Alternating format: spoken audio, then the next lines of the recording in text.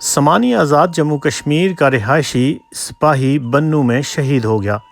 شہید کا جسد خاکی آبائی علاقہ پہنچنے پر ہزاروں افراد نے پھولوں کی پتیاں نچھاور کر کے جسد خاکی کا استقبال کیا۔